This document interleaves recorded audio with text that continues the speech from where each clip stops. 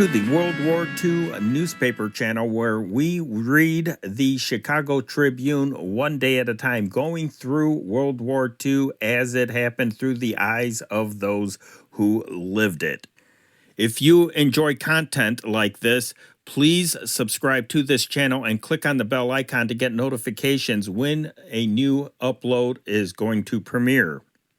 And also, if you want to hear the actual newsmakers, go check out my other channel, the companion channel to this one, the World War II Old Time Radio channel. There we have vintage broadcasts, including newscasts, speeches, old movies, and music. And subscribe to that channel and click on the bell icon. Now for the newspaper. News as read from the Chicago Tribune for Friday, January 10th, 1941. Henry Chop reporting. The weather today. The sun rose at 7:17 a.m. It set at 4:38 p.m. For Chicago and vicinity, partly cloudy on Friday and Saturday, warmer on Friday, somewhat colder Saturday, fresh to occasionally moderately strong southwest winds on Friday. The low temperature 24 degrees, the high temperature 34. Today's headline, War Loan Bill to Congress. Washington, D.C., January 9th. A bill to carry out President Roosevelt's plan to lend billions of dollars worth of war equipment and supplies to the nations fighting the Axis powers was approved at a White House conference late today and will be introduced simultaneously in the Senate and the House tomorrow. Although the White House conferees were enjoined to strict secrecy concerning details of the bill, it is understood to vest in the president broad enough authority to lend any amount of war munitions heretofore or hereafter ordered for the Army and Navy. The bill does not specify the countries to which such war materials may be loaned, but Mr. Roosevelt has declared that Great Britain, Greece, China, and any other countries that may take part in the war against Germany, Italy, and Japan will be assisted to the limit of the American productive capacity. The bill authorizes the president to manufacture in government shipyards and munitions factories or to purchase any kind and quantity of arms, ammunition, and implements of war, and to lend such equipment and supplies to foreign nations on terms which the president may deem advantageous to the defense of the United States. The bill also authorizes the president to determine the time and method of repaying the loans of war munitions, whether in kind or in raw materials and manufactured products or otherwise. Mr. Roosevelt has announced that a supplemental appropriation will be requested under the proposed authorization to manufacture and purchase war munitions for Great Britain and other nations fighting the totalitarian powers. It has been estimated in responsible quarters that the initial appropriation will be at least $2 billion and that the ultimate cost may be as much as $10 billion. It is understood, however, that the terms of the bill would not restrict Mr. Roosevelt's arms lending authority to munitions ordered for that purpose with special appropriations. He would have authority, according to well-informed sources, to lend airplanes, tanks, guns, ammunition, etc., heretofore or hereafter, ordered for the Army and Navy, and to replace it later with materials ordered under special appropriations to finance the arms lending scheme. Congress authorized expenditures of more than $13 billion by the Army and Navy during the current fiscal year, and Mr. Roosevelt's budget for the 1942 fiscal year asks additional appropriations of $10.8 billion. Opponents of Mr. Roosevelt's request for blank check authority to turn over war ammunition to foreign countries expressed the fear that he will neglect the requirements of the Army and Navy. The president anticipated this objection in his annual message last Monday when he said he would take the counsel of expert military and naval authorities as to what is best for our own security in deciding how much should be kept here and how much should be sent abroad. The administration bill does not repeal or otherwise modify the Johnson and Neutrality Acts, which forbid credits to war debt defaulters and belligerents, respectively. The bill will be introduced in the Senate by Majority Leader Alben W. Barkley of Kentucky and in the House by Majority Leader John W. McCormick of Massachusetts. It will be considered in the Senate by the Foreign Relations Committee and in the House by the Foreign Affairs Committee. Washington, D.C., January 9th. Senator Harry F. Byrd, Democrat, Virginia, member of the Senate Finance Committee, and Representative Everett M. Dirksen, Republican, Illinois, member of the House Appropriations Committee, today issued statements attacking President Roosevelt's record-breaking $17.5 billion budget as a subterfuge in bookkeeping. Byrd and Dirksen referred to Mr. Roosevelt's claims that non-defense spending, amounting to some $6.5 billion, is to be reduced during the coming fiscal year. They disputed this assertion after study of the budget had revealed what they called juggling of the figures. Washington, D.C., January 9th. In demanding that the United States government get collateral for the proposed loan of war materials to Great Britain and other nations, Senator Alexander Wiley, Republican, Wisconsin, told the Senate today that the 9/10 of the people supporting the material swapping plan want such security posted. He said that collateral could consist of Bermuda and British Islands in the Caribbean, as well as $5 to $7 billion in assets that Britain and allied nations have in the United States. From other sources, rough estimates would indicate that the British have at least $10 billion in assets available as collateral. Meanwhile, government officials said that a plan is underway for American Investment Trust to purchase about $600 million worth of American securities from the British.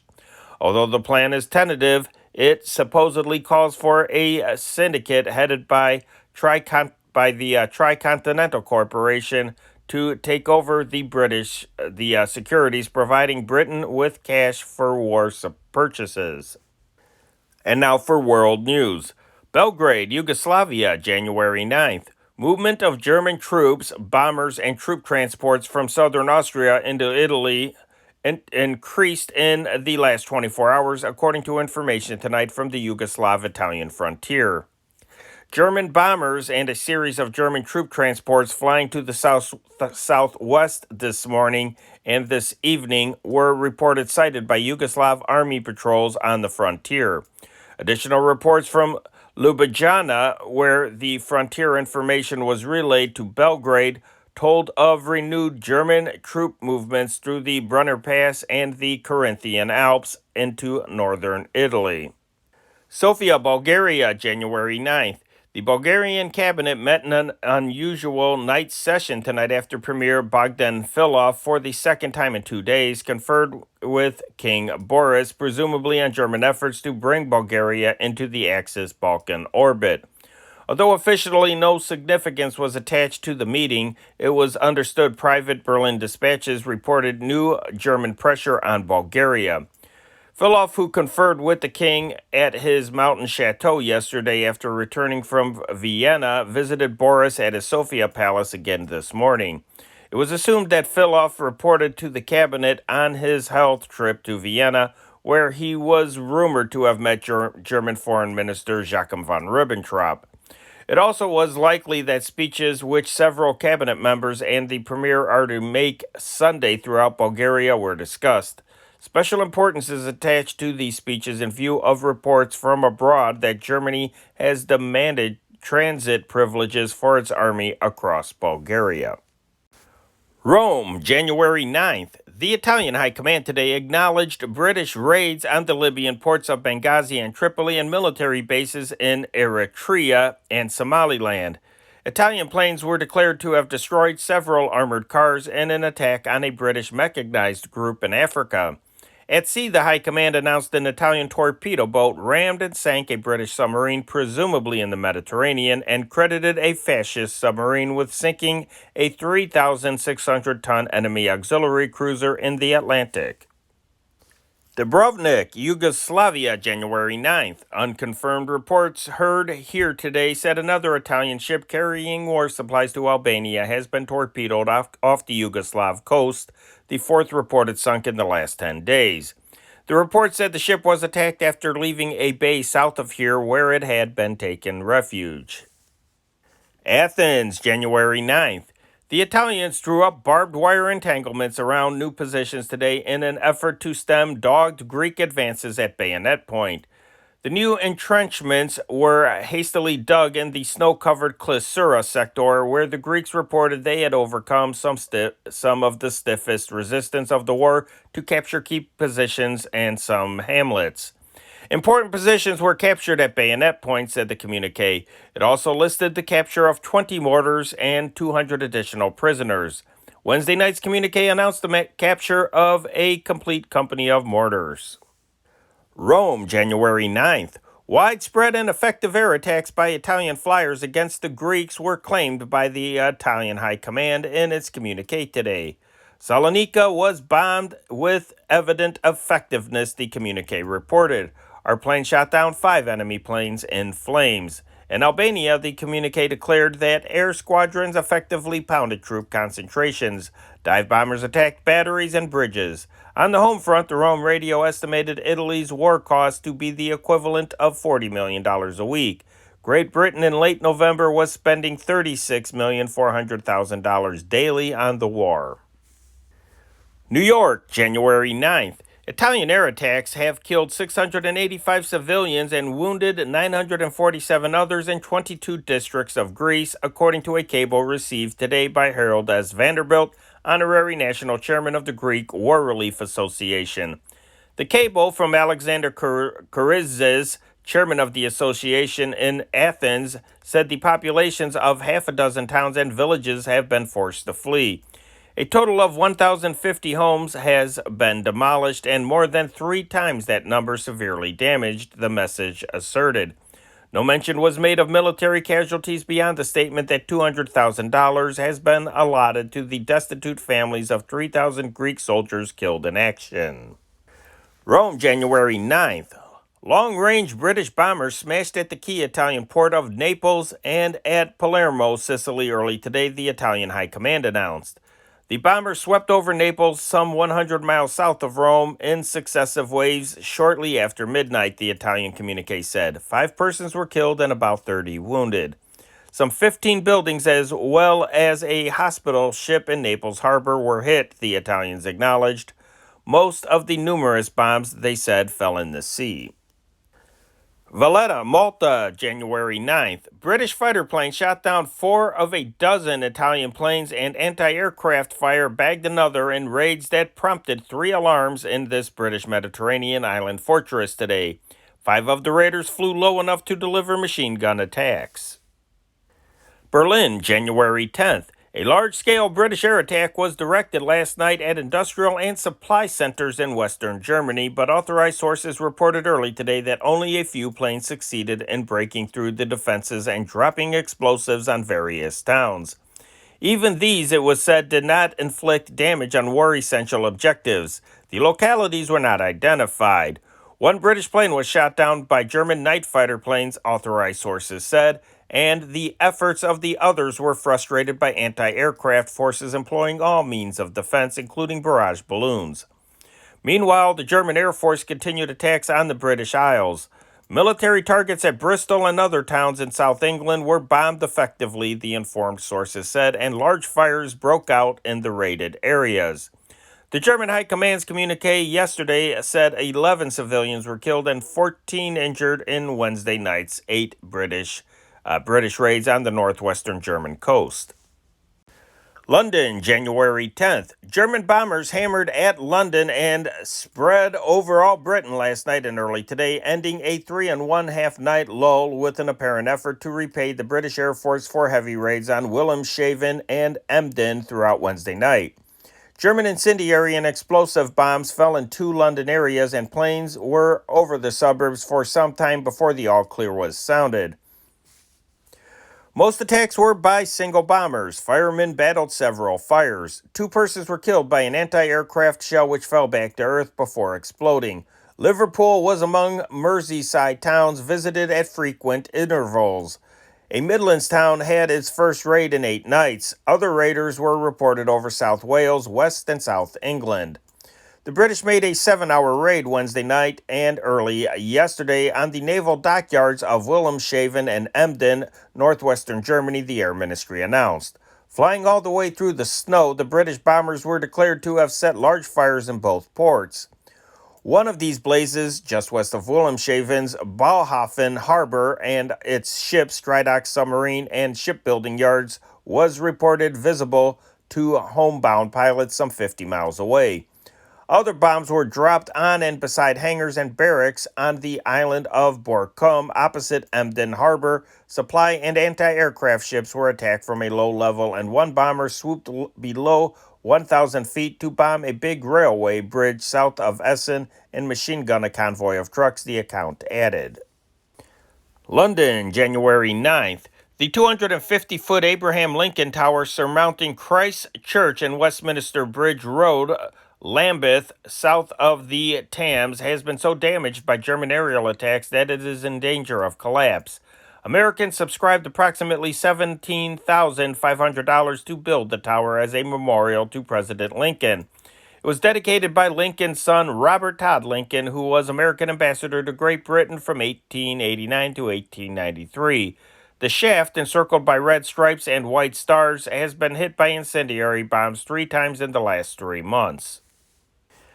Vichy, France, January 9th. French report today said charges of explosives had been found attached to balloons which have floated over southern France, apparently from Britain.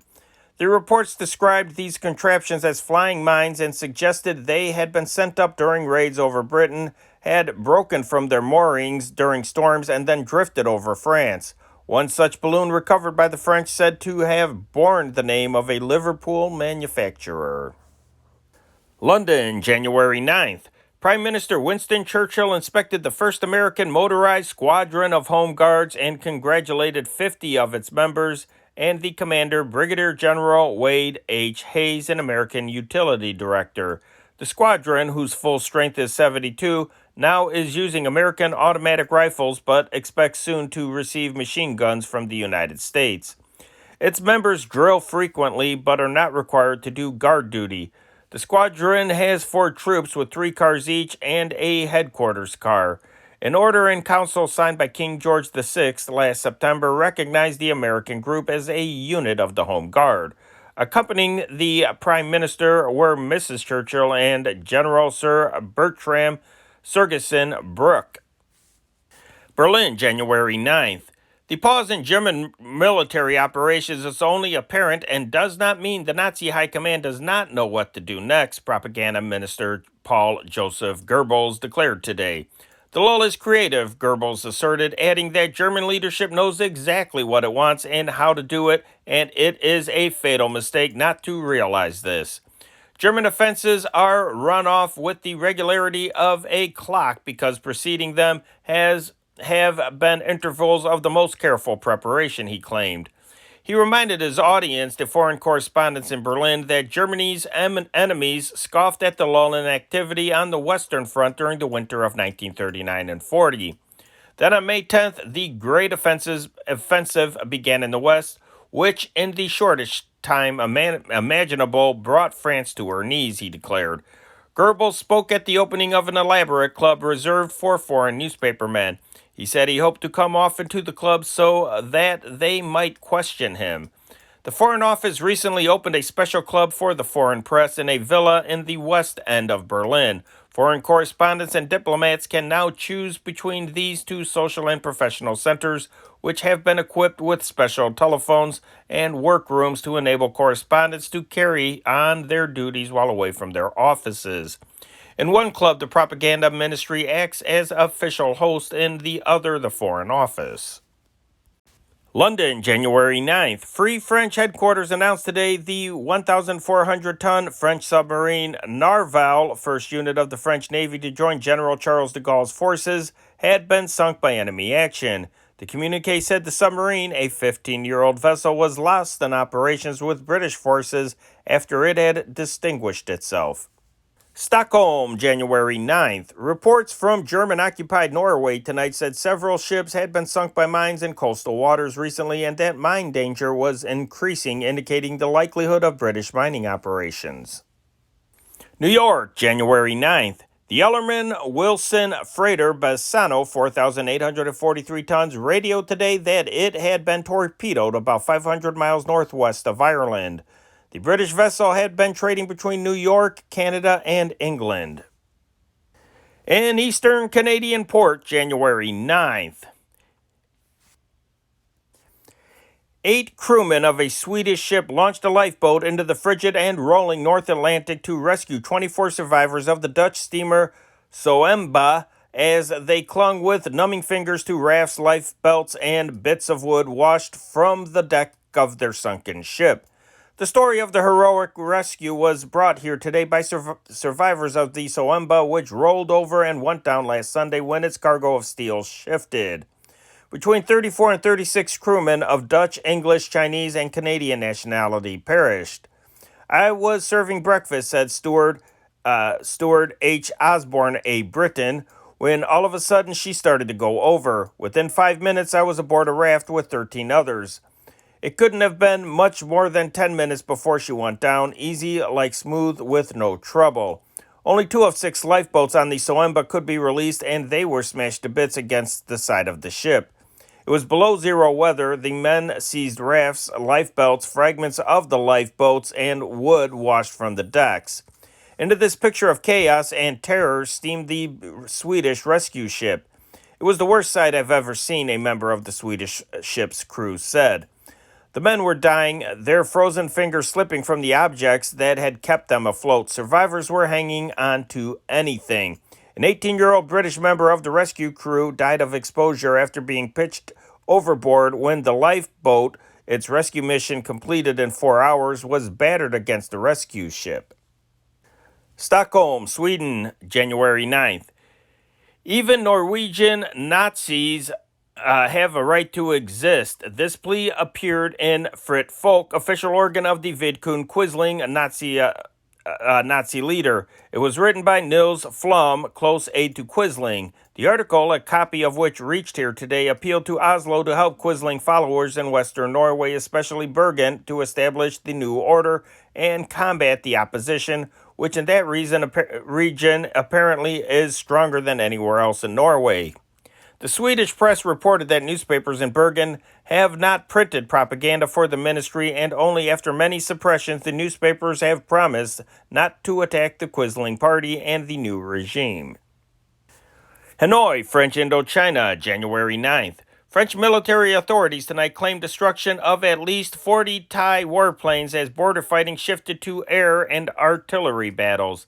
The French communiques did not mention land activity, implying there was no change since the general French withdrawal of 5 to 10 miles within Cambodia province was admitted today. French seaplanes operating from Tonle Sap in Cambodia aided land planes in attacking Thai airdromes, the French reported. Thai planes bombed Indochina towns, and the French said there were 22 casualties in Siem Reap near Tonle Sap. Artillery dueling was reported across the Mekong River boundary and along the Cambodian front. The French insisted Thailand's Baby Blitzkrieg, the most ambitious campaign in weeks of border fighting, was merely fireworks. Meanwhile, friction developed in northern Indochina between Japanese soldiers and the French at Hanoi, the capital of Haiphong principal northern port. Japanese forces were stationed at Hanoi and Haiphong under reluctant agreement of the French following their collapse in the European War. Japan's ostensible purpose was to facilitate attacks on central Chinese forces in southwest China. Frenchmen blamed the excitability of Japanese soldiers newly arrived from Canton for numerous recent Japanese-French clashes. Some circles expressed the opinion that Japanese instigated the Thai attack on Cambodia after helping the Thailanders to arm, bringing pressure for concessions in southern Indochina without directly provoking United States reaction. It is noteworthy that this part of the dispatch passed through Hanoi's censorship. Contradictory versions of responsibility for Thailand's moves developed in Vichy, France. Some Vichy sources said Thailand was being helped by an Asiatic country.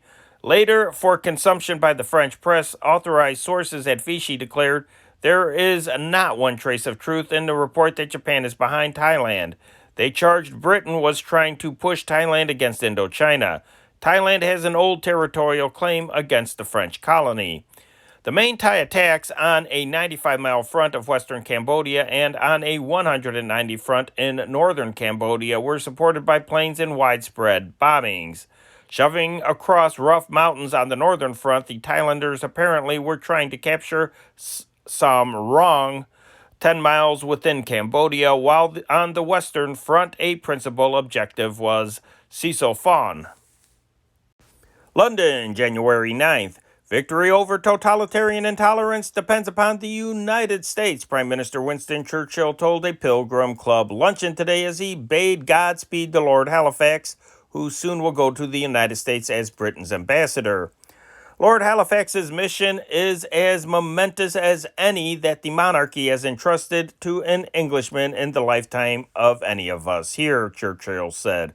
It is no exaggeration to say that the future of the whole world and the hopes of a broadening civilization founded upon Christian ethics depend upon the relations between the British Empire or Commonwealth of Nations and the United States of America, he declared. The Prime Minister told the Anglo-American organization, which seeks to promote goodwill between the two countries, that Halifax will be an envoy who comes from the very center of our councils and knows all our secrets, and who has vowed himself to prosecute this war against Nazi tyranny at whatever cost until its last vestiges are destroyed. Halifax himself echoed this part of Churchill's statement when he said, "We are encouraged by the knowledge that the will to resist this German attempt to secure world domination is as strong on the other side of the Atlantic as it is here, and we do not doubt that achievement of our purpose is within the power of the English-speaking peoples." Rome, January 9th. Premier Mussolini has named 4 new inspectors and 14 new provincial secretaries of the Fascist Party to replace officials who have enlisted for military service. 5 provincial secretaries have been assigned to special duties. Announcement of the changes was made last night. Mexico City, January 9th. General Maximilio Avila Camacho, the Mexican president's brother and governor of the state of Puebla, has accepted an invitation from the Duke of Windsor to visit him at Nassau. He will leave next week as the official representative of President Manuel Avila Camacho. Bern, Switzerland, January 9th. The Swiss government today announced it would send an economic delegation to Moscow soon to negotiate with Russia for a trade agreement. London, January 9th. Harry Hopkins, special representative of President Roosevelt, arrived in London tonight amid an air raid alarm. He refused to comment on the purpose of his visit. He spent only 2 minutes at the station after arrival by special train. "I had a good trip and I'm feeling fine," he told newspapermen. It is understood Hopkins will see Prime Minister Winston Churchill, Foreign Minister Anthony Eden, and other war cabinet members within the next few days. He also is expected to talk with Lord Halifax, who has been named Britain's ambassador to the United States. Vichy, France, January 9th. Admiral William D. Leahy, American ambassador to France today, was received by Chief of State Henri Philippe Pétain for a survey of the general situation. Strict diplomatic reserve was maintained regarding the subjects discussed. Nevertheless, it is understood that 2 subjects were mentioned: President Roosevelt's personal message to my friend Marshal Pétain and the shipment to France of various supplies, including milk for children. Washington, D.C., January 9th. A New Year's message from President Roosevelt to Chief of State Henri Philippe Pétain of France was disclosed today. The president's cable said, "My heart goes out to France in these days of her travail, and I pray that the French people may soon once again enjoy the blessings of peace, liberty, equality, and fraternity." The message was a special communication and not the one from the president, which was presented to Pétain yesterday by Admiral William D. Leahy, new American ambassador to France. Washington, D.C., January 9th, reports that John G. Winant, former governor of New Hampshire, would be appointed ambassador to Great Britain to replace Joseph P. Kennedy were circulated today and credited in diplomatic circles. No official confirmation was obtainable. President Roosevelt was said to be undecided whether to send the nomination of Winant to the Senate tomorrow or wait until next week. Winant now is director of the International Labor Office at Geneva. He is regarded by labor as friendly. Washington, D.C., January 9th. The United States has rejected a French proposal that the two governments undertake a special project for the migration of refugees from France to the Western Hemisphere. A note from Secretary Cordell Hull to the French ambassador Gaston Henry Hay outlining the government's views on the whole question of refugee migration was made public by the State Department today. In response to the French suggestion that the United States seek to work out some plan in cooperation with France and other American republics, Hull said that this government does not believe any useful purpose can be served by discussing migration problems bilaterally with the French government or multilaterally with the several governments. The French proposal was intended primarily to solve the problem of refugees of German origin, mainly Jewish, now in occupied France. Washington, D.C., January 9th. The State Department announced today an agreement with the Iranian government by which payment of $1,200,000 would be made for American-owned educational institutions in that country.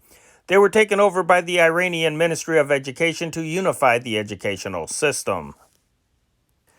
Mexico City, January 9th. The United States has under consideration an immediate plan to put an end to all shipments of Mexican and American oil to Axis nations, particularly Japan, high sources here admitted today. To accomplish this, the presidential ban on exports of United States high-test gasoline may be extended to crude oil and fuel, coupled with a program of purchase of Mexican oil for the United States Navy, Army, and certain defense industries. Chief reason cited for the sweeping measures under consideration was an increase of 800% in Mexican crude oil exportations to Japan during the last year over the yearly average for 1938 and 39. London, January 9th. Britain's alien population of approximately 250,000, including 50,000 Germans and Austrians, is going to assist in the war against the Axis. This was revealed tonight with the disclosure that an international labor branch has been set up to make use of allied and friendly aliens. The plan provides that aliens employed in war industries be paid and insured as British workers are. London, January 9th. Army horses and those employed in agriculture and mining and in racing and hunt stables were exempted from the rationing of feed for horses announced by the government today and effective on February 1st. A new order restricting luxury meals in restaurants makes the customer as well as the caterer liable to 2 years imprisonment or a fine of $2,000 or both for violations of the order. Meats allocated to restaurants were cut another 22% today, which is in addition to a previous cut of 50%. Most restaurants I supply will serve no more meats this week, one butcher said. They already have had their full amount for the week and now will have to take sausages and rabbits. Butchers in many places were fixing their own meat ration allowances and disregarding the official figures issued by the Food Ministry because of the shortage of supplies. Hey guys, if you enjoy this channel, check out our companion channel to this one, the World War II Old Time Radio channel.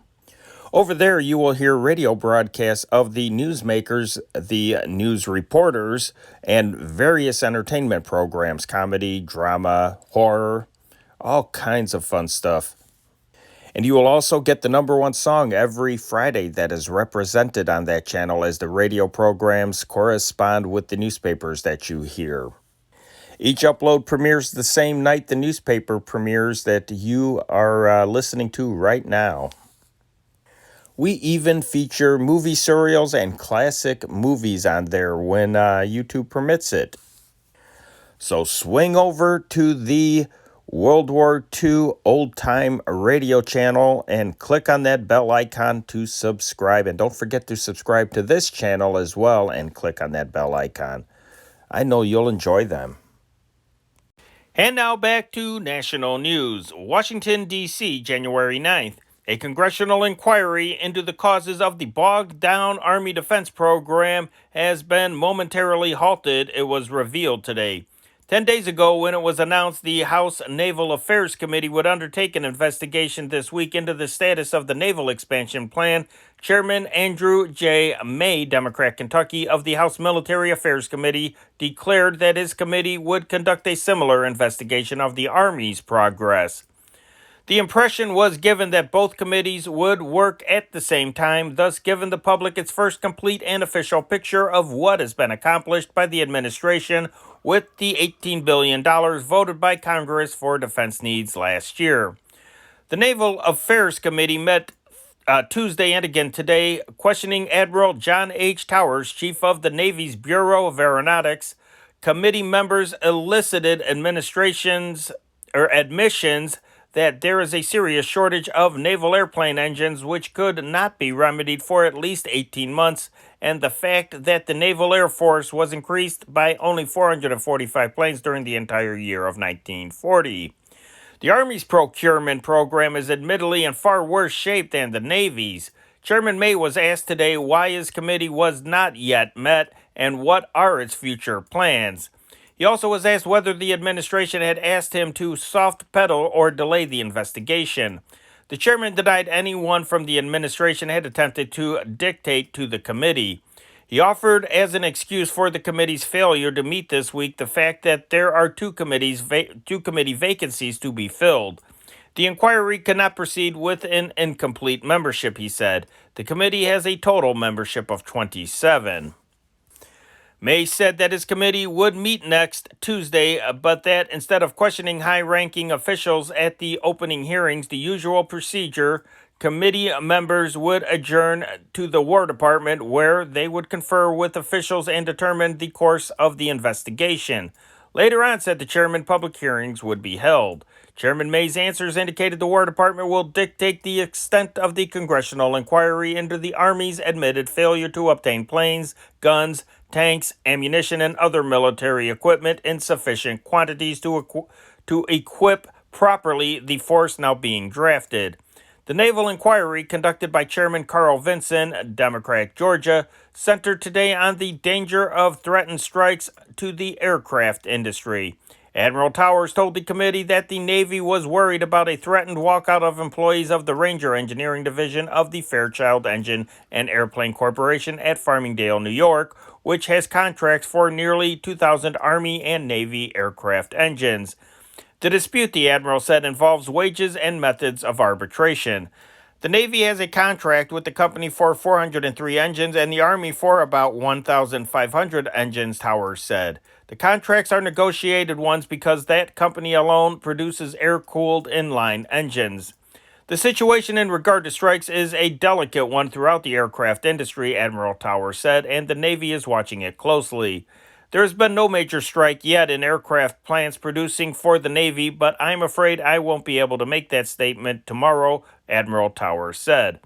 Congress is not going to sit quietly by and admit anything to interfere with the procurement and delivery of the defense program, Vinson declared. At the proper time, a remedy will be presented on the floor of the House to deal with strike situations. New York, January 9th. Former Senator Ernest Gibson of Vermont, a war interventionist, tonight was chosen chairman of the Committee to Defend America by Aiding the Allies, the most extreme propagandist and interventionist group in the country. Gibson succeeds William Allen White, Kansas newspaper editor, who resigned last week in the midst of a storm that followed his statement that he favored keeping the United States out of war and a suggestion that the committee's motto be "The Yanks Are Not Coming." At the time of White's resignation, he suggested that the committee's leadership required a young man working full-time. The committee announced that Lewis W. Douglas, president of the Mutual Life Insurance Company of New York and former federal budget director, would divide with Gibson the work formerly undertaken by White. Douglas was named chairman of the National Board, replacing the former Policy Board. White was elected honorary chairman and member of the executive committee. New York, January 9th. General perturbation spread through New York State today over the war message Governor Herbert H. Lehman delivered last night at the opening of the 164th session of the New York Legislature at Albany. In a vein of alarm unprecedented in such annual messages, the governor devoted all of his 7,000-word address to the urgent need of total defense.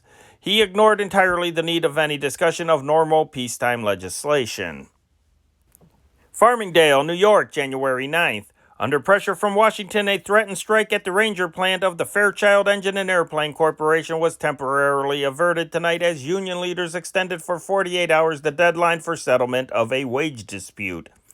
As the original 7:45 p.m. Eastern Standard Time deadline approached and negotiations continued, Duncan B. Cox, president and general manager of the company, said John Owens, a representative of the National Defense Commission, telephoned from Washington and talked with Walter Smethurst, National Director of Aviation for the CIO. As a result of the conversation, Cox said, it has been agreed between the company and the union that negotiations will continue and that operations in the plant will continue uninterrupted for the 48-hour period. The plant's 240 employees are working on airplane engines for the Army and Navy. The Navy Department announced yesterday that it had contacted with the Westinghouse Electric and Manufacturing Company, Pittsburgh, for construction of a naval ordnance plant at Canton, Ohio, estimated to cost $16 million. The plant, expected to employ 2,000 persons, will be operated as well as built by Westinghouse. It will manufacture gun mounts and other ordnance equipment.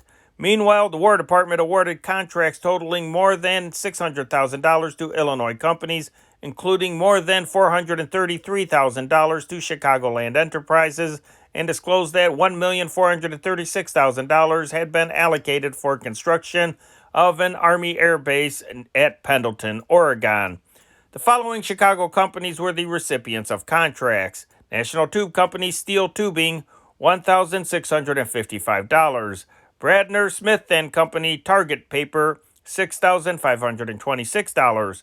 Republic Steel Corporation, $6,537. Marshall & Hushert Machinery Company Broaching Machines, $9,004. Illinois Tool Works Reamers, $3,019. New York, January 9th. The proposed St. Lawrence Seaway project today was attacked on two fronts by businessmen who labeled it costly, useless, and a hindrance to preparedness efforts. The old plan is being revived as a defense measure by its proponents. In one thrust against the project, 200 members of the Atlantic States Shippers Advisory Board adopted a resolution condemning the plan as economically unsound, detrimental to American industry and labor, and unnecessary for the needs of American defense. In the other attack, members of the Chamber of Commerce of the state of New York termed the Seaway and water power proposal economically destructive to a large section of the country. Detroit, Michigan, January 9th. The diesel engine was termed a vital factor in the national defense by speakers before the Society of Automotive Engineers here today. Lieutenant Commander Marshall M. Dana, in charge of the internal combustion engine section of the Navy Department's Bureau of Ships, coupled with his endorsement of the fuel oil burning engine, a plea that the automotive industry utilize this opportunity to serve our way of living. I want to emphasize, he said, that diesel engines are badly needed by the Navy. They are the quickest way to create a highly effective and mobile force to defend the Western Hemisphere. The high-speed, lightweight diesel engine needed by the Navy differs but little from the automotive engine, and the automotive industry should not miss this opportunity to organize its mass production to save our way of living and to preserve the automobile market for the future. Professor Eugene H. Fezandi of Stevens Institute of Technology foresaw the possibility of increased use of the automotive diesel in the services of the Army and Navy. While there is probably no immediate hope of severe competition of the diesel in the field of aviation, he said, This may ultimately occur if realization of possible diesel progress in weight reduction and reliability are attained. Professor Fezzendi outlined the distinguishing features of the automotive diesel as opposed to its stationary prototype as lower specific weight, smaller specific volume, higher speed, and ability to function with smoothness over a wide range of speed and load. L.B. Sabrell and R.P. Dinsmore of Akron, Ohio, joined in a paper on synthetic rubber. We should look upon synthetic rubber, they asserted, not as a material which can be universally substituted for the natural product, but as a material having special properties which, when properly handled, will give improved results as compared with natural rubber. New York, January 9th. The New York Times says it understands that President Roosevelt has offered to Mayor Fiorello LaGuardia the post of executive assistant to the president in charge of coordination of national defense efforts. If Mayor LaGuardia should take the job, it will mean, it was said in Washington, that he would be the link between the president and all defense efforts, the newspaper said. In his message to the city council yesterday, the mayor said that any man in the council chamber would respond to the call of duty in the national emergency, adding that no one in the city government was indispensable. Washington, D.C., January 9th. The War Department today moved the unified defenses of the Caribbean by placing them under one command. Secretary of War Henry L. Stimson announced Lieutenant General Daniel Van Voorhees, commander of the Panama Canal Department, will also command Puerto Rico and Trinidad. The Secretary indicated that Trinidad is to be developed into a major defense stronghold in the Caribbean. The United States has leased a defense base on the island under the deal by which Britain obtained 50 American World War destroyers. It is expected that the base on the British island will be developed to a point which would make it this country's second largest position in the American Sea. Puerto Rico is being transformed into an island base, second only to Hawaii in the American oceanic defense setup. Stimson said that other bases leased from Britain may be brought into the Unified Caribbean Defense Command if sufficient troops are garrisoned at the bases to warrant such action. Other Caribbean base sites are at British Guiana, Jamaica, St. Lucia, Antigua, and Nassau in the Bahamas. Military observers said Bermuda will not be brought into the Caribbean picture because it is regarded as a defensive position for continental United States rather than the Panama Canal. Stimson refused to say how many troops will be stationed in the Caribbean. Washington, D.C., January 9th. Rear Admiral John H. Towers told a congressional committee today that commercial lines and aircraft factories are to be warned that the Army and Navy may have to call their pilots who are naval reservists to active duty by June 30th. Towers and Chief of Naval Aviation and those companies would be advised to start training replacements so as to prevent disruption of their service. The Admiral made the disclosure during a discussion of naval pilot shortage and training methods, but he did not amplify as to the significance of the possibility that the far-reaching step of ordering the airline pilots to active duty might be necessary by June 30th. He said previously in his testimony before the House Naval Committee that in considering calling reserve pilots, the Navy had tried as far as possible to exempt those engaged in essential services and conceded that if both the Army and Navy Reserve flyers all were called, it would virtually ground the commercial airlines and rob most of the aircraft factories of their test pilots and best engineers. Washington, D.C., January 9th. The Army sought the aid of the states today to facilitate the movement of military traffic on highways with the least possible interference with normal civilian traffic. The War Department announced that each of the 48 governors had asked to name a committee to advise and aid in preparation of plans for Army troop movements. Washington, D.C., January 9th. The SS America of the United States Line, the largest and fastest passenger vessel built in this country, has just produced protected against magnetic mines. The $17 million vessel is on its way to New York from the Norfolk Navy Yard, where it was degaussed. The process, named after its French inventor, is one of which a ship is given a belt of demagnetizing cable so that it will not explode magnetic mines. All naval and Coast Guard ships have already been so safeguarded. Other merchant vessels will soon undergo the same treatment. Maritime officials there said no significance to the move. There was no significance to the move, asserting there is no intention of turning the vessel over to the British for transatlantic service. New York, January 9th. Dean Acheson, former Undersecretary of the Treasury, contended tonight that the defeat of Hitler was essential to the United States, while Vern Marshall, chairman of the No Foreign War Committee, argued that if that were true, one shot would end this war, that shot which pierced Adolf Hitler's heart. Acheson, a member of the Committee to Defend America by Aiding the Allies, and Marshall debated on America's Town Meeting of the Year on the question, is Hitler's defeat essential to the United States? Taking the affirmative, Acheson declared that the only alternative to a Hitler defeat is a Hitler victory. There is no third possibility.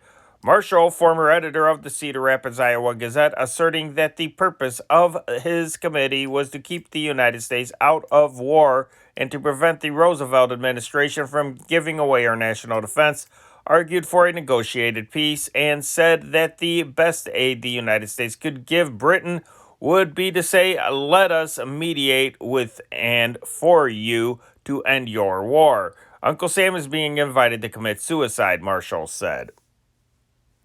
Washington, D.C., January 9th.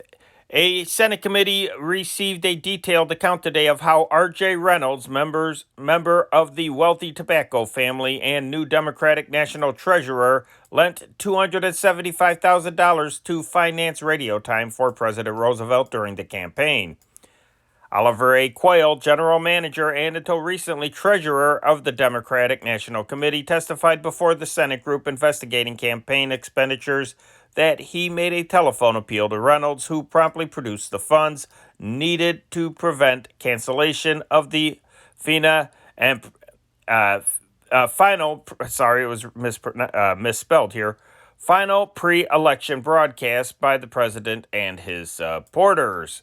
Senator Charles W. Tobey, Republican New Hampshire, immediately charged that Reynolds' loan to Democratic state committees in New York and New Jersey were schemes to circumvent terms of the Hatch Act, which he said limited an individual's contribution to $5,000 and the total outlay of a national organization to $3 million.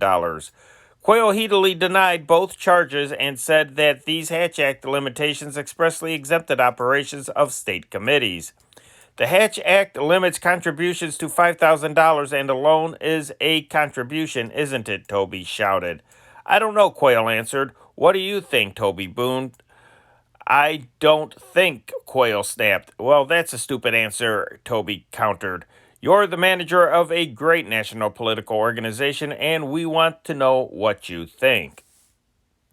Washington, D.C., January 9th. Senator Matthew M. Neely, Democrat, West Virginia, governor-elect of West Virginia, confided to his friends in the Senate today that the Roosevelt administration is putting pressure on him to appoint Louis Johnson, former Assistant Secretary of War, to the Senate vacancy that will be created when Neely becomes governor on January 13th. The administration's intervention was attributed by Neely's friends to a desire to keep Johnson silent about official attitudes and intentions with respect to the European war. The Senate sources recalled that reports of a series of magazine articles which Johnson proposed to write shortly after he was removed from the War Department created consternation in administration circles. Washington, D.C., January 9th. William R. Davis, Texas oil man whose name has been mentioned frequently in connection with a reported peace plan for ending the European war, spent 2.5 hours today testifying before a special grand jury investigating election campaign expenditures. He was told to return tomorrow for additional questioning. Davis declined to discuss his appearance in any way and left the courthouse with H.W. Wilson, vice president of Davis's oil company, who also has been called before the grand jury. The investigation was ordered by Attorney General Robert H. Jackson and is being directed by Maurice M. Milligan, United States Attorney at Kansas City, Missouri, who is here on special assignment. Washington, D.C., January 9th. The feud between Secretary of the Treasury Henry Morgenthau Jr. and Mariner S. Eccles, Chairman of the Federal Reserve Board, flared into the open once again today when the Treasury official accused Eccles of depressing the government bond market. Asked at his press conference why bond prices were declining, Morgenthau replied, "You just have to look at the date Mr. Eccles made his statement. The decline is absolutely unwarranted." The statement to which he referred was the bombshell report of January 1st, recommending increased authority for the Reserve Board to raise reserve requirements and proposing repeal of the president's major powers over money, such as authority to devalue the dollar, buy foreign silver, and issue currency against it, or to issue $3 billion in greenbacks. A Treasury index of representative long-term government bonds showed that on December 30th, their average price per $100 par value was $111.66. They declined to $109.74 from that date until Wednesday and recouped to $110.21 yesterday. Dispatches from New York said that the government bond prices rose after the Morgenthau remark. Washington, D.C., January 9th. President Roosevelt will leave tomorrow for a weekend visit to his mother's home in Hyde Park, New York, returning early next week. The weekly cabinet meeting was set for this afternoon instead of tomorrow to permit him to get away tomorrow sometime after addressing the Women's National Press Club. Flint, Michigan, January 9th. Carl Swanson, Regional Director of the United Automobile Workers of America, CIO, said tonight that union members in the local Chevrolet plant had approved a strike vote by a margin of 10-1. The vote in the plant of the General Motors Corporation division had been in progress since Monday. The union charged the automobile company had violated provisions of the union corporation grievance procedure. Swanson said results of the vote would be forwarded to the CIO International Executive Board for determination of action. Fort Wayne, Indiana, January 9th. Settlement of a strike of the CIO United Automobile Workers at the Fort Wayne Truck Works of the International Harvester Company was reported tonight. Arnold J. Atwood of Detroit, Michigan, Regional Director of the CIO, said Local 57 voted overwhelmingly to accept the contract presented by the bargaining committee. The contract will be signed tomorrow and strikers will return to work Monday, Atwood said. The strike began December 31st. Bryan, Ohio, January 9th. The married life of a 13-year-old bride was ended tonight by a court order which instructed that she separate from her 25-year-old husband and return to her 6th grade schoolwork. The girl, Mildred Counts west of Adrian, Michigan, pleaded guilty before juvenile judge Lyle Weaver to a charge of delinquency. She was made a ward of the court and placed on probation. Just before the hearing, the girl and her husband of 10 days, Floyd West, Adrian City employee, had pledged they would wait for each other no matter what happens. The girl said, "We love each other and that's all that matters." West and the girl's parents, John Counts 35, Adrian factory employee, and Minnie Counts 32, also pleaded guilty to charges of delinquency. They had sworn in obtaining a marriage license here that the girl was 18. Judge Weaver postponed disposal of their cases. New York, January 9th. The arrest of Joseph Sachs Lanza, former director of the Fulton Fish Market, on charges of extortion against the labor union, was followed up today with the arrest of James Carlo, 52 years old, a man with a long police record, as a material witness. District Attorney Thomas E. Dewey described Carlo as one of Lanza's principal henchmen. Carlo described himself as a publisher. Failing to post a bail of $10,000, he was put in Tombs Prison, where Lanza also is being held in lieu of $50,000 bail. With the arrest of Lanza following a long investigation by Dewey's Rackets Bureau, it was announced that one of the most widespread rackets ever to have infested the city had been uncovered. It was charged that for 4 years, Lanza allegedly had extorted $120 a week from Local 202 of the Teamsters Union. During half of that time, Lanza was in a federal penitentiary, but he continued to exercise his authority over unions.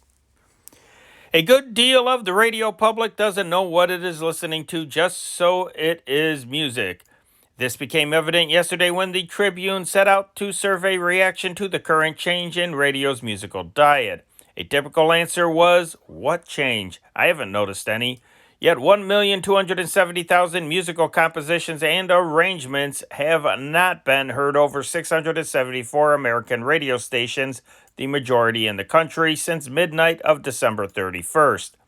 Many of them have not been heard since December 1st, when the major radio networks began gradually to supplant them from a storehouse of 300,000 other melodies, ranging from Beethoven and Bach to My Darling Nellie Gray. This is the result of music's alphabetical war, which began last April. For months, no one other than the two opponents, ASCAP, formerly known as the American Society of Composers, Authors, and Publishers, and BMI, or Broadcast Music Incorporated, seemed to care. Then the battle came into the open. ASCAP was organized in 1914 to protect composers' performing rights. It grew until monopoly charges were bandied about after ASCAP raised its yearly fee for radio stations from $4 million to $9 million last April. The radio industry replied to this by pooling $2 million to organize BMI, which set about to buy music of persons unable to join ASCAP.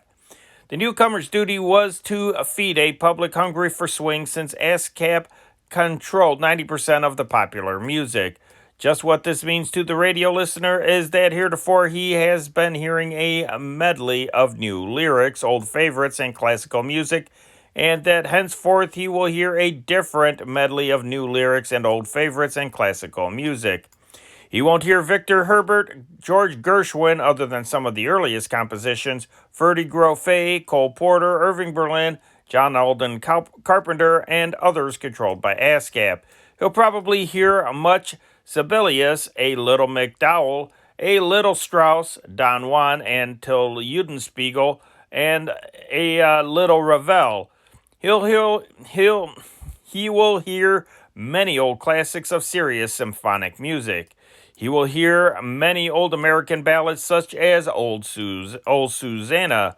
My theory, explained an official of the Columbia Broadcasting System, is people don't pay any attention to what is played anyway. It's just noise. They don't listen attentively except to symphonies. We haven't had any beefs from the public so far, an official of Chicago radio station WGN said.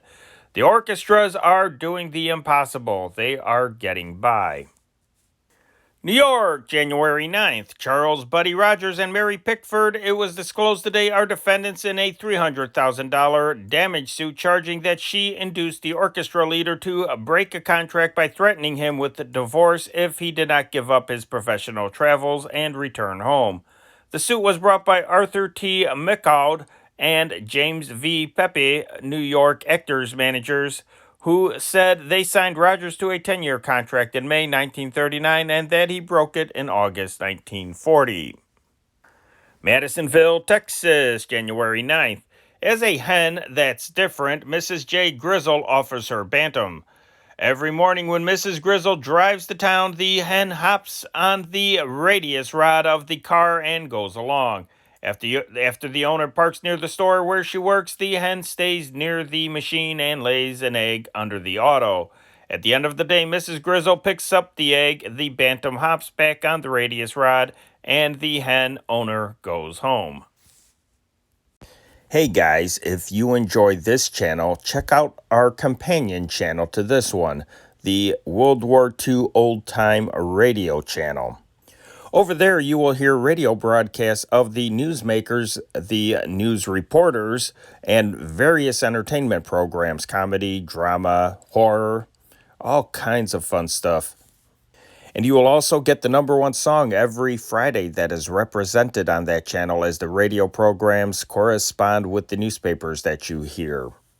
Each upload premieres the same night the newspaper premieres that you are listening to right now. We even feature movie serials and classic movies on there when YouTube permits it. So swing over to the World War II Old Time Radio channel and click on that bell icon to subscribe. And don't forget to subscribe to this channel as well and click on that bell icon. I know you'll enjoy them. And now for local and regional news. The first call for mobilization of enlisted men of the regular Army Reserve was issued yesterday from headquarters of the 6th Corps area with the announcement that 1,500 men will be called to active duty February 3rd. Previously, only the organized reserve consisting of officer personnel has been called for service. Army officials said similar orders have been issued in the 8 other Corps areas of the country. Since these consist of approximately equal population areas, an estimated 13,500 men will be called up from the country as a whole.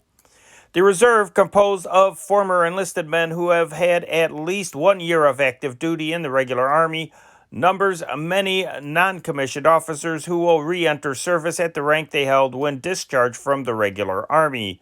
These men are expected to serve as a nucleus for organization of the heavy February quotas of draftees. Lack of camp facilities has caused a reduction of draft quotas thus far, but the Army expects to have training facilities ready by February for enough men so that inductions may approach schedule. Enlisted reservists called to duty will be credited against the quota of the draft area in which they live, according to Major Louis A. Boning, Assistant State Director of Selective Service.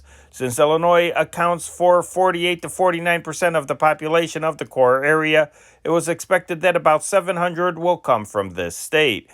The March quota of the draftees from Illinois probably will be reduced by that number, Major Boning said. Reservists not available for duty because of dependency or those holding key positions in essential industries will be discharged. Of those called up, Air Corps reservists will be ordered to stations nearest their homes, Medical Corps men to a general or station hospital or medical organization, and all infantry, tank, and cavalry mechanized reservists to the nearest element of the armored forces. Paul G. Armstrong, State Director of Selective Service, conferred in Springfield yesterday with the Labor Department and relief officials on plans for helping draftees find employment after their year's training. Armstrong said a few cases had been reported in which employers had discharged men they believed might soon be called into service. Attempts to evade the law requiring employers to reemploy draftees for at least 6 months after they have served their year in the Army might subject the employers involved to the penalties of the law, Armstrong said. 5 years imprisonment and a fine of $10,000 or both is the penalty provided for obstructing administration of the act. More than 100 lake sailors have been enrolled for the Maritime Service training course at Hoffman Island, New York in the last few weeks, Petty Officer Edward T. Witchek, first class, announced yesterday. Witchek came to Chicago from Hoffman Island to be Maritime Service representative in enrolling applicants at the Coast Guard Recruiting Office, 754 Federal Building. He said the Chicago District's quota has been raised to 125 and applications will be taken until Wednesday. Seamen and licensed deck and engineer officers have an opportunity to take courses in seamanship, navigation, engineering, and dozens of related subjects by enrolling for the 3-month training period. Knowledge of the subjects taught is necessary for advancement in the Merchant Marine.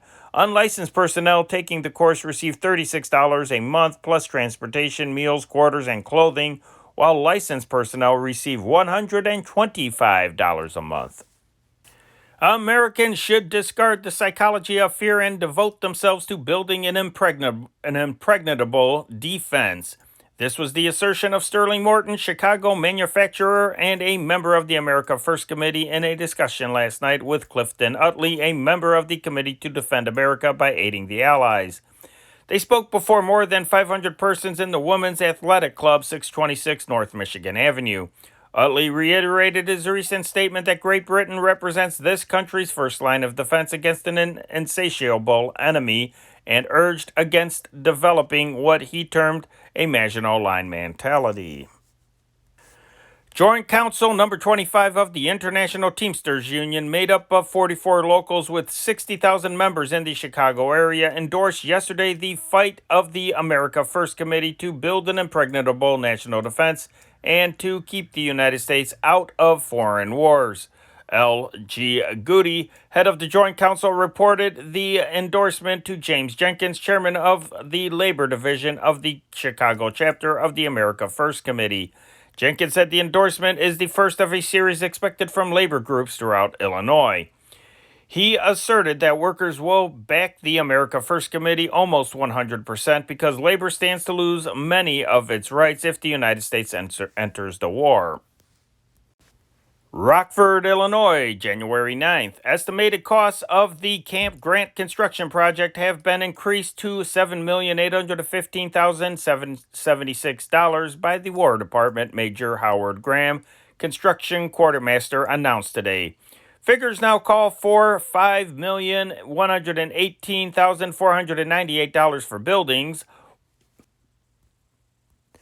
$1,646,678 for utilities, and $1,050,000 for contingencies, chiefly overtime payment for labor and excess costs as a result of adverse weather.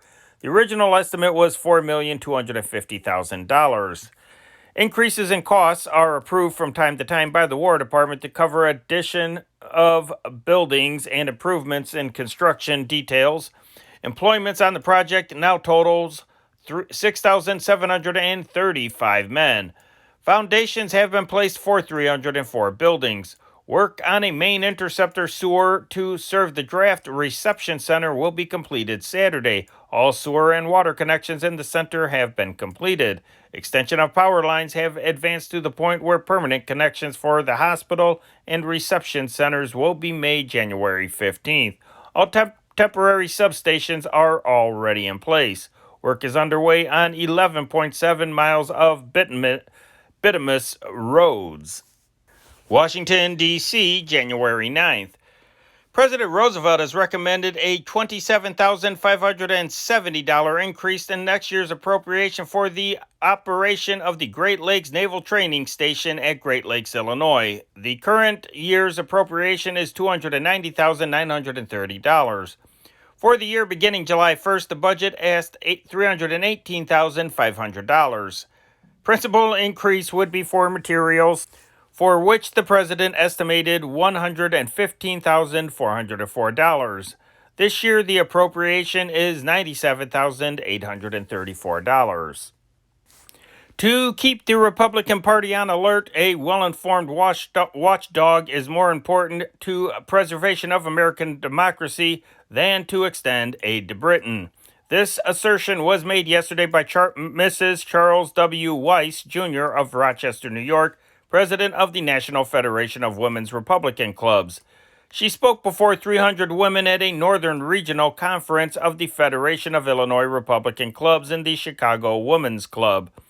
One of the chief duties of the Watchdog Party, Mrs. Weiss said, will be to keep an eye on the National Defense Program. I have an idea that every rabbit warren is going to come under national defense if they can make it so.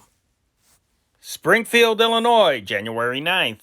The new Republican leadership of the Illinois legislature started today to streamline the machinery of the two houses. Hugh W. Cross, who as lieutenant governor will preside over the upper chamber after his induction next Monday, announced that he would reduce the number of Senate committees from 36 to 28 and cut the membership of each in the interest of prompt consideration of bills.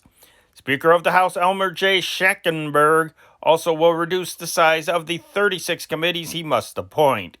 With 152 members to place on these bodies, Schnackenberg has a harder job of organization before him than Cross, who only has 51 senators to distribute, but the Speaker thinks that the House will be ready to start routine consideration of bills by January 28th. Dwight H. Green, governor-elect, celebrated his 44th birthday yesterday by spending the morning at home with his family and the evening at a dinner with a few close friends at the Tavern, a downtown club. He put in the afternoon at his office. Much of his time was taken up with receiving and acknowledging congratulations. The story of how a bank teller, aided by his wife, embezzled $9,541 over a 2.5-year period from the Central National Bank, 728 Roosevelt Road, came out yesterday when they were indicted by the federal grand jury. Lawrence Davison, 42 years old, 510 Keeney Street, Evanston, and his wife, Freda Elsie, 43, were named in the indictments. Davison was charged with embezzling federal funds and his wife with aiding him. The thefts occurred between January 11, 1937 and August 1, 1939, when the shortage was discovered by accident. Detectives from the Morals Division raided 2 horse race betting commission establishments in the Loop late yesterday and arrested 23 men. At 20 West Jackson Boulevard, the detectives seized 19 men who were busy at telephones when the detectives forced open the door to the place. A young woman switchboard operator escaped. At 64 West Randolph Street, the detectives arrested 4 men. The raid at 20 West Jackson was made by detectives Fred Trouth, Edward Kelly, and Thomas Sheridan.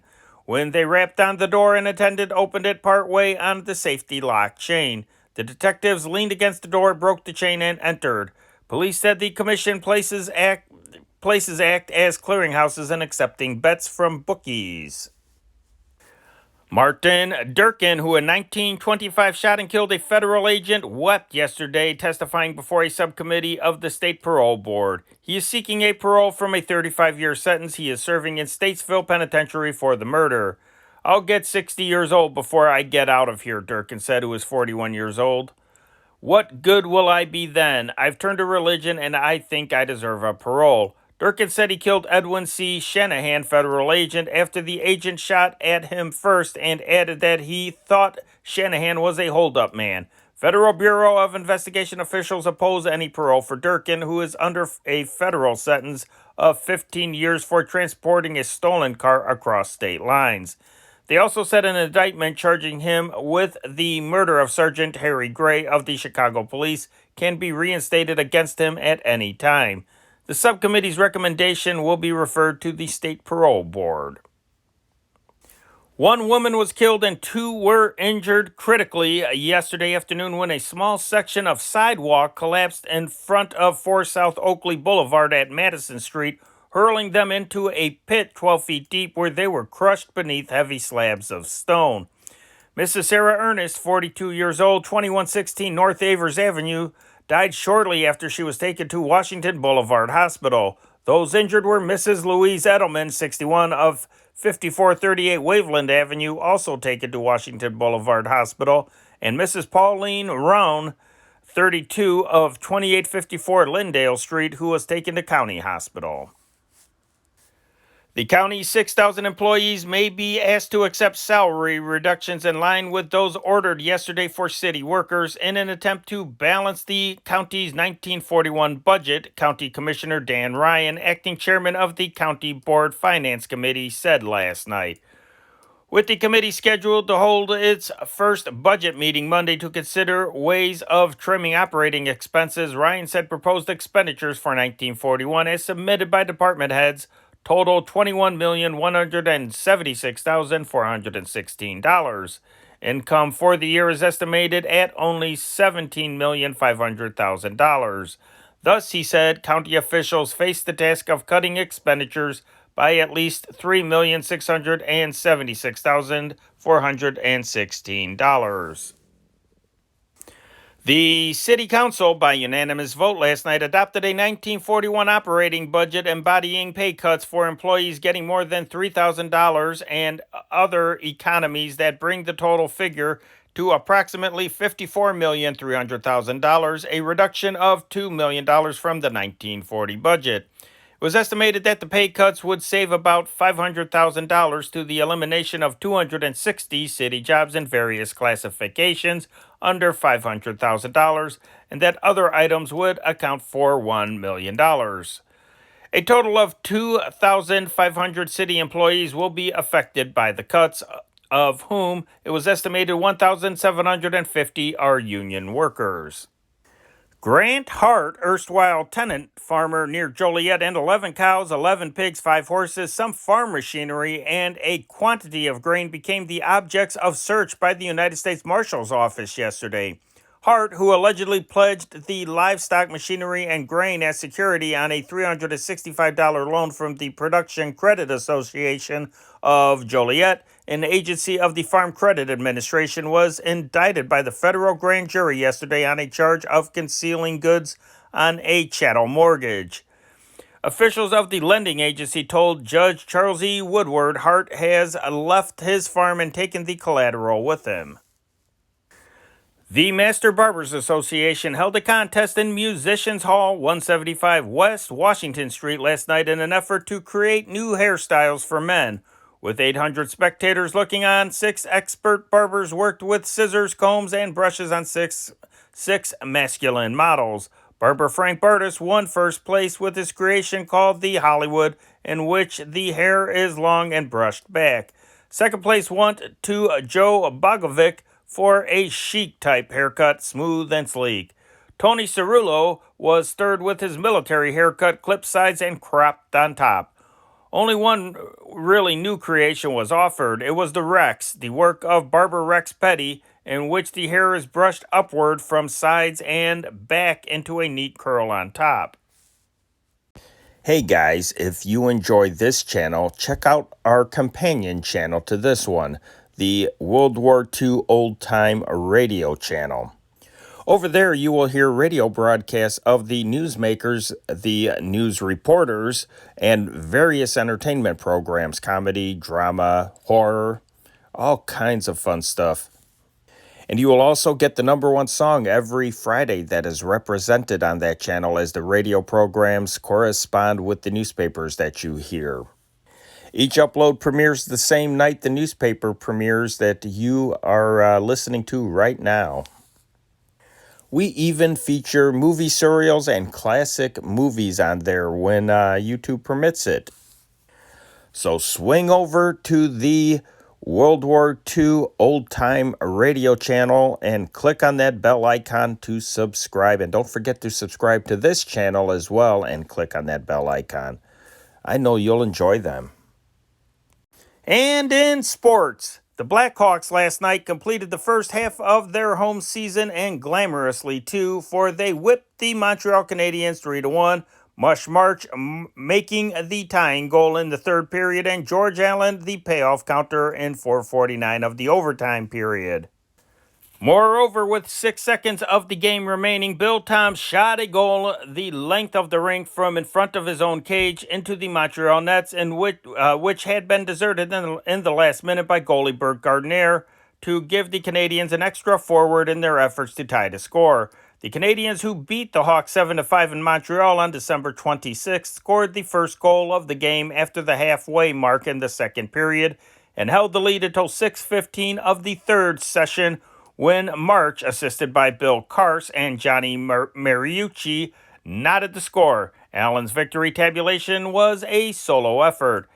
Not the least important factor in the success was Sammy Lopresti making his first Chicago appearance at goal for the Hawks. Sammy's home bow was impressive at the outset. The Canadiens outplayed the Hawks throughout the first period and might easily have finished the opening session 2 or 3 points ahead.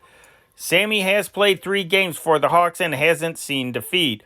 A tie with Boston and a victory over the world champion Rangers, combined with last night's triumph, affords the rookie much credit for the Hawks' climb from the yawns of the National League cellar to a third-place tie with Boston.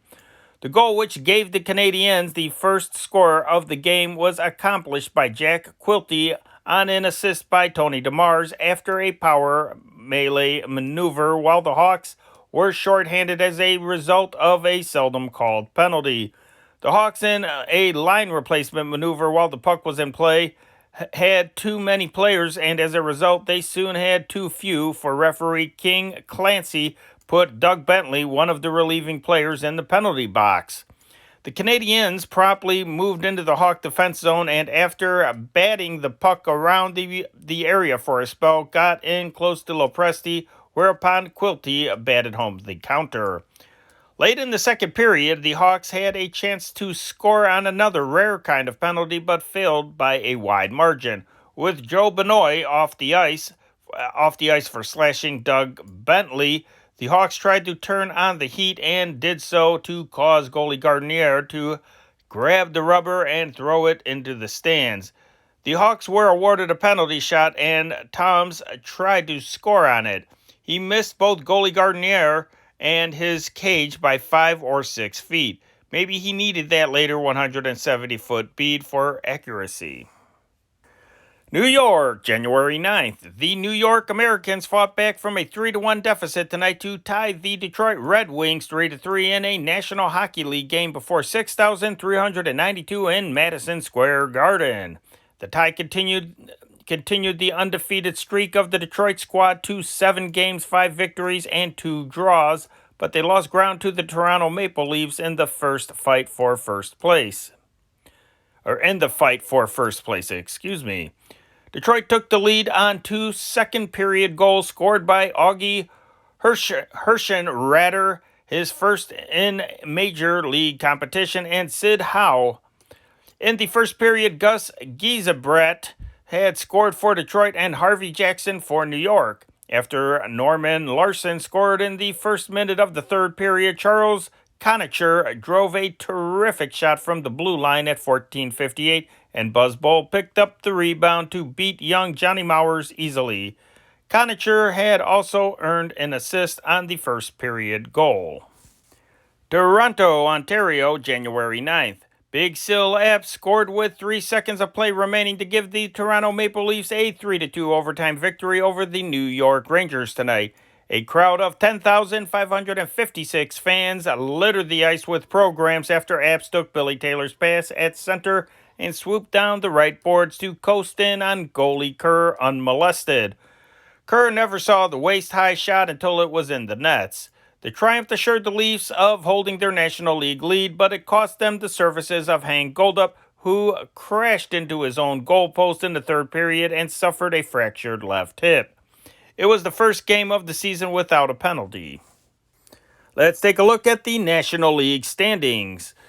In first place, the Toronto Maple Leafs. They have won 16, lost 7, and tied 1 for 33 points. The Detroit Red Wings won 12, lost 6, 7 ties, 31 points. The Chicago Blackhawks won 9, lost 10, 5 ties, 23 points. The Boston Bruins won 8, lost 7, tied 7, 23 points. The New York Rangers won 8, lost 12, 5 ties, 21 points. The New York Americans won 6, lost 12, tied 7 for 19 points. And the Montreal Canadiens have won 8, lost 13, and tied 2 for 18 points. A slight gain was recorded by the Cubs yesterday in the matter of signed contracts. 3 arrivals were recorded by General Manager Jim T. Gallagher, making a total of 6 since the documents were submitted to the various athletes a week ago. The signed papers came from Larry French, a southpaw of long standing, Leonard Marullo, the shortstop recalled from Tulsa, and Charles George, a catcher purchased from Nashville.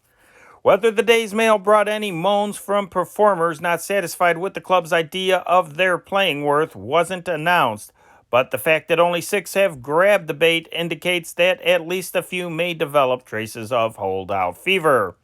The list of signed White Sox was boosted to 24 by receipt of contracts from Jess DeBornick and Clyde Umstead, both pitchers. St. Louis, Missouri, January 9th. Johnny Mize of the Cardinals is going to get a jump on spring training. The big first baseman said today he plans to leave about February 1st for Hot Springs, Arkansas for preliminary workouts before joining his teammates at St. Petersburg, Florida, February 28th. He said he hoped the added training would help him reach midseason form earlier this year. Tony Zale, middleweight champion who stopped Tony Cianciola Martin in his first appearance of the new year in Milwaukee, January 1st, will have a tougher assignment in Steve Mamikos tireless Washington, D.C. fighter in a 10-round bout which heads the first show of the 1941 season in Chicago Stadium tonight. It will be a non-title contest. Mamakos, a natural 156-pounder, will be at the agreed 161 pounds, one more than the title limit, only because he will be weighed in with his fighting apparel. It will mark the first time fighters have been permitted to step on the scale at ringside since legalization of boxing in Illinois in 1926. If Mamakos wins, he will be given a chance at Zales Championship in a proposed rematch February 21st. Oakland, California, January 9th. The Army caught up with Ed Porky Oliver, nationally known golf professional, today, just before he teed off in the first round of the $5,000 Oakland Open tournament. He received notice to report to his hometown, Wilmington, Delaware, Wednesday for immediate duty. Oliver, 24 years old and weighing 222 pounds, played 9 holes, then withdrew from the tournament. And that is sports, and that is news as read from the Chicago Tribune for Friday, January 10th, 1941. Henry Chop reporting. Have a great day, and God bless.